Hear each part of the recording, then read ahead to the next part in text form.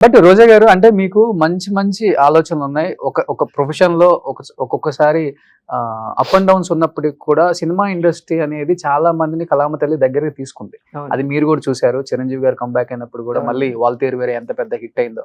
ఇప్పటికి యంగ్ హీరోస్‌కి ఎంతమంది fan following ఉందో అంతగా డబుల్ ఉంది ఇప్పుడు ఆయనకి కూడా. అవును. బట్ అంటే ఇప్పుడు ఓడిపోయారు. ఎప్పుడన్నా కూర్చున్నప్పుడు వ్యక్తిగతంగా మీరు వీడియోస్ చూసుకున్నప్పుడు ఆలోచిస్తుంటారా? ఏమని? అంటే రాజకీయాలనేవి తాత్కాలికం.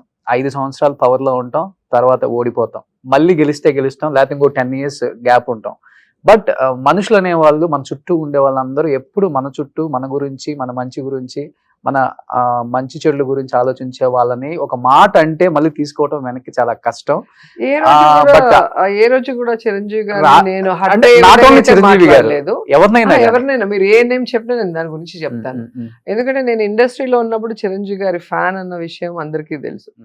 అలాగే 150th ఫిల్మ్ కి నేను ఆయన ఇంటర్వ్యూ ఇంటర్వ్యూ చేశారు. చేయడానికి వచ్చినప్పుడు ఆయన ఎంత షాక్ అయ్యి ఎంత ఆనందంతో నన్ను వచ్చి హగ్ చేసుకున్నారో మీరు చూసారు. సో ఆయన కానీ వాళ్ళ వైఫ్ సురేఖ అక్క అయితే నన్ను ఎంత బాగా చూసుకునేదంటే నా లైఫ్ లో నేను మర్చిపోలేను. అండ్ నేను మినిస్టర్ అయ్యాక కూడా ఫస్ట్ వాళ్ళ ఇంటికి వెళ్ళి బ్లెస్సింగ్స్ తీసుకోవడం జరిగింది. సో ఇక్కడ అందరికీ నేను చెప్పేది ఒకటే, చిరంజీవి గారు ఏదైతే ఆ రోజు ఇంటర్వ్యూలో చెప్పారో 150th మూవీ ఇంటర్వ్యూలో చెప్పారు, పాలిటిక్స్ అన్నప్పుడు పాలిటిక్స్ లో పార్టీ సిద్ధాంతాల పరంగా మాట్లాడటం జరుగుతుంది. ఇప్పుడు నా పార్టీ సిద్ధాంతం ఏంటి, నా నాయకుడు ఏంటి అనే దగ్గరే మేము మాట్లాడతాం. ఇక్కడ నీకు నాకు పర్సనల్ ఏది ఉండదు.